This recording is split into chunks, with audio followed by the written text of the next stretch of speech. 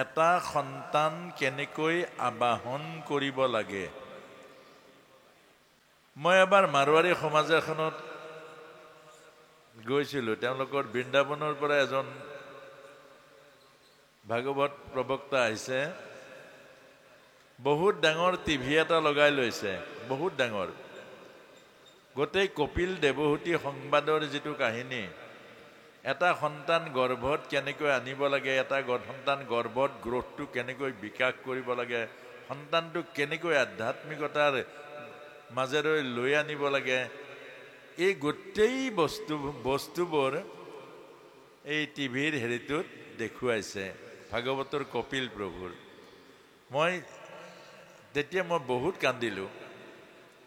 দেখিলোঁ এটা এটা জাতিৰ কাৰণে একোজন মানুহে কিমান কষ্ট কৰিছে, আৰু এটা এটা জাতি গঠন বলৱান কৰিবৰ কাৰণে, বিশ্ব জয় কৰিবৰ কাৰণে। আৰু আমিবোৰ অসমীয়া জাতিয়ে সেই ভাগৱতক মাহ প্ৰসাদ, জলপান, কোমল চাউল, দৈ গাখীৰ এইবিলাকৰ মাজতে আবদ্ধ কৰি ৰাখিলোঁ।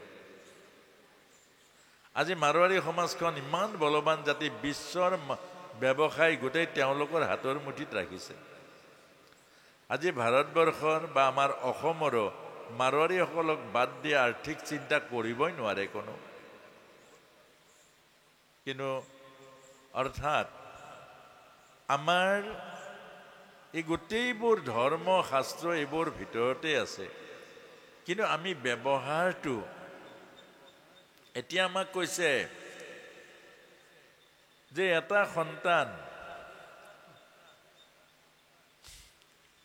সন্তান আমাৰ অসমীয়া সন্তানবোৰ ইমান অধৈৰ্য কেলে? আপোনাক প্ৰশ্ন এটা কৰিছোঁ।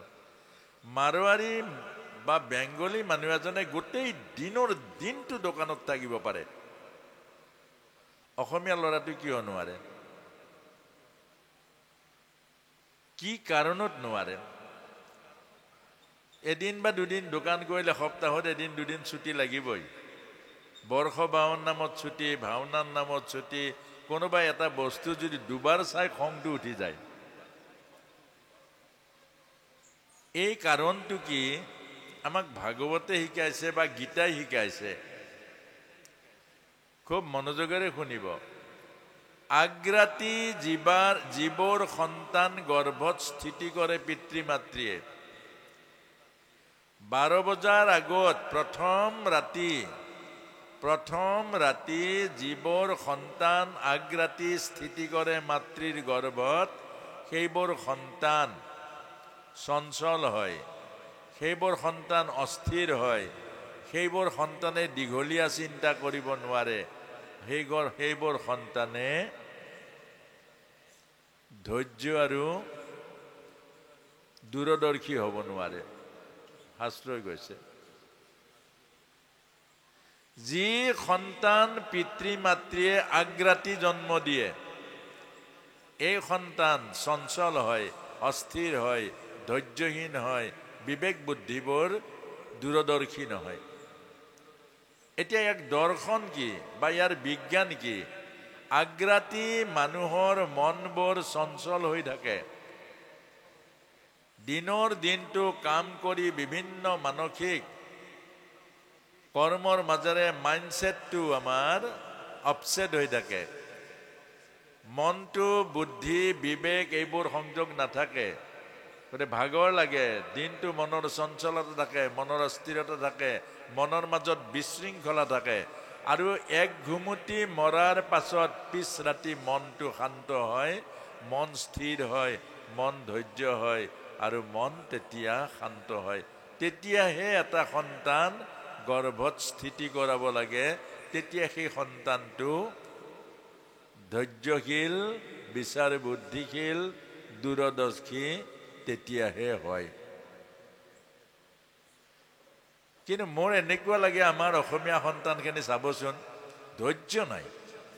ভাগৱতত বহিব ধৈৰ্য নাই, সকামলৈ যাব ধৈৰ্য নাই, এভাগ নাম সেৱালে ধৈৰ্য নাই।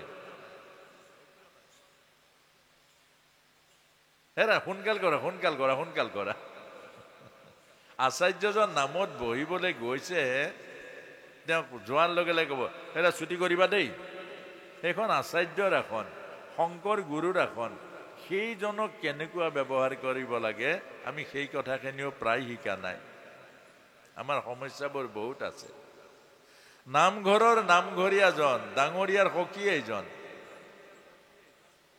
সেই নামঘৰৰ যিজন নামঘৰী আপোনালোকে চাবচোন, যাক ভগৱান বুলি কৈছে সেই ভগৱানৰ লগত প্ৰতিদিন সখী সম্পৰ্ক কৰিছে, প্ৰতিদিন নাম গাইছে, প্ৰতিদিন কথা পাতিছে, প্ৰতিদিন পৰিচৰ্যা কৰিছে, প্ৰতিদিন লগত আছে। আৰু সেই নামঘৰীয়াজনক আমি প্ৰায়বোৰে কিবা ৰাখা মানুহ বুলি ভাবো।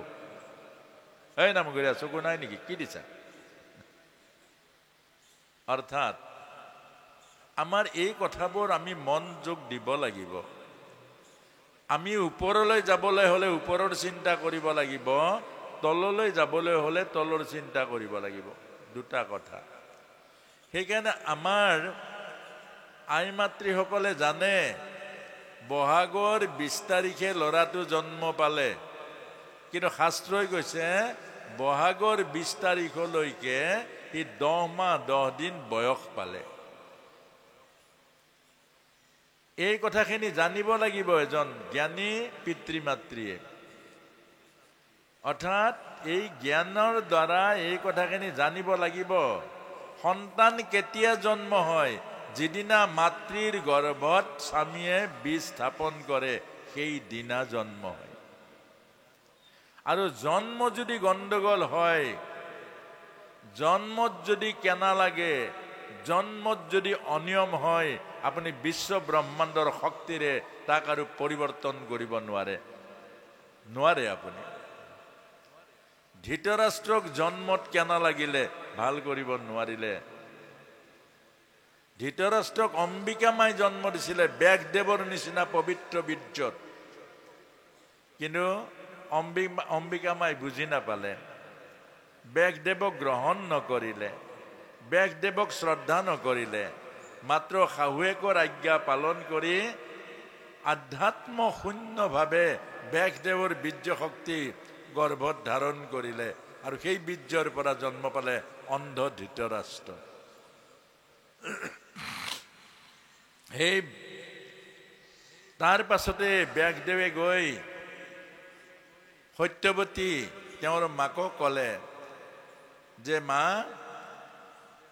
বোলে বোপাই মোৰ বংশটো ভাল এটা সন্তান আহিবনে? বোলে নাহিব, পাত্ৰ বেয়া, পাত্ৰ গণ্ডগোল, পাত্ৰ বেয়া। বোপাই নহয়, আৰু এবাৰ তই যত্ন কৰ। অম্বালিকাৰ ওচৰলৈ আহিলে ৰাতি। ব্যাসদেৱক দেখি ভয়ত কোচমচ খাই গ'ল, গ্ৰহণ নকৰিলে, আৰু যাৰ কাৰণে পাণ্ডুৰ জন্ম হ'ল বেমাৰী আৰু আধা বয়সতে মৰি থাকিলে। আজি যে আমাৰ বেমাৰী সন্তানবিলাক হৈছে, আমাৰ অল্পায়ু, অবিবেচক, বুদ্ধিহীন, জন্মৰ গণ্ডগোল। আচল কথাটো নিশিকালো ভাগৱতৰ। আমি ভাগৱতৰ আচল কথাবোৰ, জীৱনৰ কথাবোৰ, আমাৰ জীৱনৰ যিটো কল্যাণৰ ৰাস্তা ভাগৱত গীতাত আছে, সেইবোৰ বিচাৰ নকৰিলোঁ। আমি বিচাৰ কি কৰিলোঁ গম পাইছে আৰু। গতিকে আমাৰ সমাজখনত তাৰ প্ৰভাৱটো পৰিছে। এতিয়া তাৰ পাছত আকৌ ব্যাসদেৱক সুধিলে যে বোপাই, এইবাৰ মোৰ বংশ ৰাখিব পাৰা। বিবাহৰ উদ্দেশ্য কি? বংশ ৰক্ষা কৰা এটা ভাল সন্তান। সেইকাৰণেতো বিবাহত কলগছ পুতি। কলগছ কেলে পুতে? বংশটো যাতে ৰক্ষা পৰে, বংশটো যাতে আপোনাৰ ছেদ নহয়, বংশ যাতে আপোনাৰ দীৰ্ঘমেদ হয়, সেইটোহে আচল। তেতিয়া ক'লে নহ'ব, পাত্ৰ ঠিক নাই। তাৰ পাছত ক'লে নহয়, তই আৰু এবাৰ অন্তত যত্ন কৰ, নহ'লে যে মোৰ বংশটোৱে যদি নাথাকে তেতিয়াহ'লে মোৰ আৰু কি থাকিব।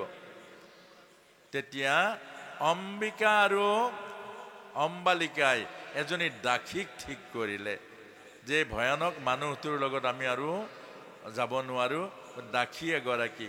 আৰু এই দাসী গৰাকীয়ে বুজি পালে জীৱনৰ সত্য। ৰাজ ৰাণী দুগৰাকীয়ে বুজি নাপালে জীৱনৰ সত্য। মনত ৰাখিব, আমাক ভাগৱতে বা গীতাই কৈছে যে বহু উচ্চ জাতি উচ্চ আসনত থাকিব পাৰে, যদি আধ্যাত্মিক জ্ঞান নাই আপোনাৰ দ্বাৰা এদিন তললৈ আহিবলৈ বেছি টাইম নালাগে। তলত থাকক, ওপৰত যোৱাৰ যদি সাধনা আছে, ওপৰৰ যদি বিচাৰ আছে, আপুনি এদিন ওপৰ পাই যাব, এইটো বুজাইছে। আৰু সেই দাসীৰ গৰ্ভত জন্ম পালে বিদুৰ। যম ৰজা ধৰ্ম ৰজাৰ অংক আহিলে বিদুৰ। এতিয়া এই কথাটোকে আমাক সাৱধানে কৈছে, এটা সন্তান জন্ম দিয়াটো কুকুৰ মেকুৰীৰ কাৰণে সহজ, দৈহিক সম্পৰ্ক কৰিলে সন্তান এটা হৈ যায়। সেই সন্তানে পিতৃ মাতৃক পুং নামৰ নৰকৰ পৰা উদ্ধাৰ কৰিব নোৱাৰে, সেই সন্তানে জাতি ধৰ্ম ৰক্ষা কৰিব নোৱাৰে, সেই সন্তানে আমাৰ ভাৰতীয় সভ্যতা সংস্কৃতিক কেতিয়াও ৰাখিব নোৱাৰে।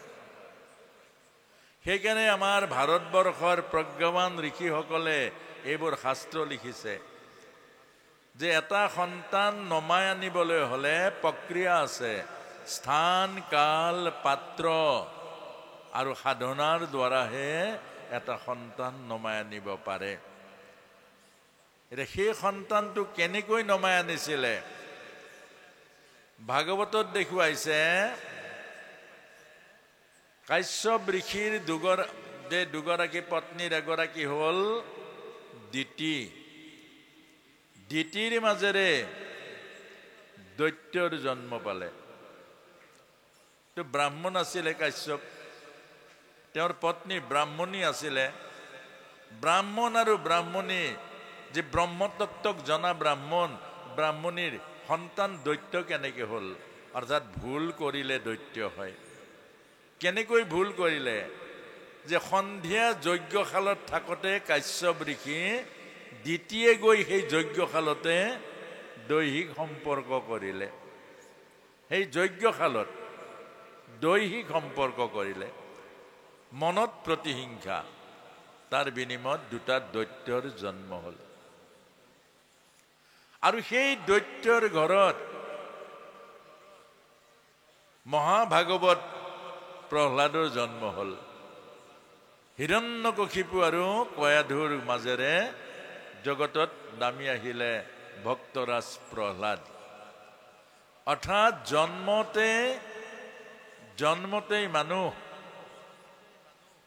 জন্মতেই মানুহৰ আচল পৰিচয়টো হয়, জাতিত পৰিচয় নহয়, ধৰ্মত পৰিচয় নহয়, কৰ্মত পৰিচয়।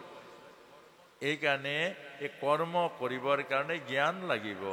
ভগৱত গীতাৰ জ্ঞান, বৈৰাগ্য আৰু ভক্তি, অৰ্থাৎ জ্ঞান, কৰ্ম আৰু সন্ন্যাস, এইবোৰ থাকিব লাগিব। এতিয়া আমাক শিকাইছে যে এগৰাকী নাৰীৰ গৰ্ভত এটা সন্তান জন্ম পাব। সন্তানটো কোনে আঁকিব? এখন ছবি বুলি ধৰকচোন, স্বামী আৰু ভাৰ্যাই দুইটাই আঁকিব।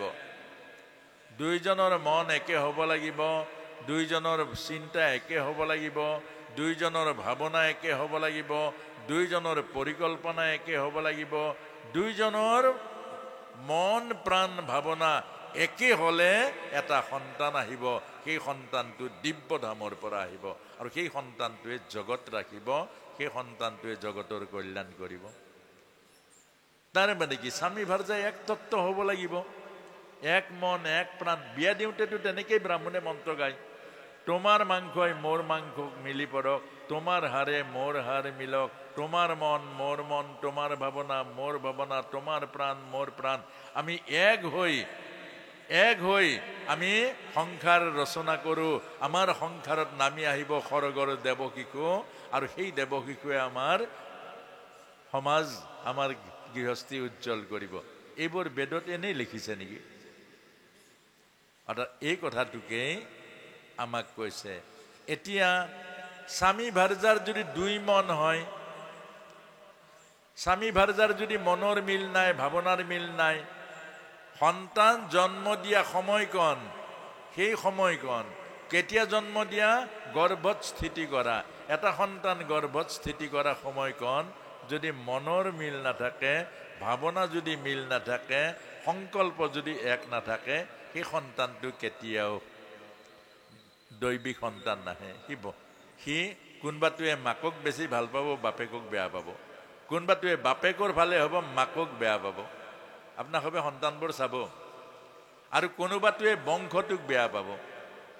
কেলে? মানুহগৰাকীৰ যদি মনটো বংশটোৰ প্ৰতি ঘৃণা আহে, অৰ্থাৎ এগৰাকী আইৰ যদি সেই বংশটোৰ প্ৰতি ঘৃণা আহে, সদায় ঘৃণা ভাৱনা কৰে, তাইৰ পৰা যিমানবোৰ সন্তান জন্ম পাব এই বংশ নাশ কৰিব। এইকাৰণে আমাক আজি এই কথাটো কৈছে যে আমি যাতে এটা গৰ্ভত খুব ভাল সন্তান, দৈবিক সন্তান, মানৱীয় গুণৰ সন্তান আনিবলৈ আমি নিয়ম নীতি সদাচাৰ এইবোৰক আশ্ৰয় লৈ স্থান কাল পাত্ৰ ৰক্ষা কৰি আমি স্বামী আৰু ভাৰ্যাই এক মন এক প্ৰাণ এক ভাৱনা এক সংকল্পেৰে যত্ন কৰোঁ, আমাৰ সমাজলৈ ভাল সন্তান আহিব। আৰু সন্তান অকল পিতৃ মাতৃয়ে নহয় সমাজৰ। আৰু এই কথাখিনি মই একেবাৰে দাবী কৰি এইকাৰণে ক'ব, এতিয়ালৈকে কেইবাটাও প্ৰায় 4-5টা সন্তান মই মোৰ লগত কনচাল্ট কৰি গীতাৰ এই মাধ্যমত এতিয়ালৈকে জন্ম পাইছে। সঁচাকৈ প্ৰতিটো সন্তান এটা বেলেগ গুণ লৈ জন্ম হৈছে আৰু ডাঙৰ হ'লে তাৰ আচল কথাটো পামগৈ। গতিকে আপোনালোককো এইখিনি কথাই কৈছে যে আমাৰ এটা সন্তান নমাই অনাটো বহুত তপস্যা। এগৰাকী আয়ে এটা সৎপুত্ৰ স্বামীৰ হাতত দান দিয়াটো তাতকৈ ডাঙৰ দান আৰু একো নাই। প্ৰিন্সি আৰু সুতপাৰ নিচিনা ৰজাৰাণীয়ে ভগৱান কৃষ্ণক নমাই আনি জগতৰ হাতত তুলি দিলে ভগৱান কৃষ্ণ ঈশ্বৰৰ পূৰ্ণ অৱতাৰ। গতিকে এই সকলো মাক বাপেকে আছিলে, কিন্তু তেওঁলোকে সেই সাধনাৰ দ্বাৰা তপস্যাৰ দ্বাৰা নমাই আনিছে এটা সন্তান। গতিকে আপোনালোককো এইখিনি কথা আমাক কৈছে। এতিয়া অহাকালি হ'ব কি বিষয়? গৰ্ভ সংস্কাৰ। সন্তানে গৰ্ভত 100% শিকে, সংসাৰত 0.2% শিকে। চব কথা পাহৰি যায় সংসাৰৰ কথাবোৰ। গৰ্ভত 100% শিকে। অভিমন্যুই গৰ্ভতে শিকিছে, প্ৰৱেশ শিকিলে, প্ৰস্থান নিশিকিলে। প্ৰহ্লাদে গৰ্ভতে সমস্ত জ্ঞান আৰু তত্ত্ব, ভাগৱতৰ মূল তত্ত্ব শিকিছে। গতিকে গৰ্ভত যদি কুসংস্কাৰ দিয়ে সেই সন্তানক ভাল কৰিব নোৱাৰে, কেতিয়াও নোৱাৰে। এগৰাকী আয়ে যদি গৰ্ভত সন্তানক হিংসা শিকায়, সি প্ৰতিহিংসাৰ জ্বলন্ত অগ্নি হ'ব দুৰ্যোধন। দুৰ্যোধনে মাকে শিকাইছে হিংসা।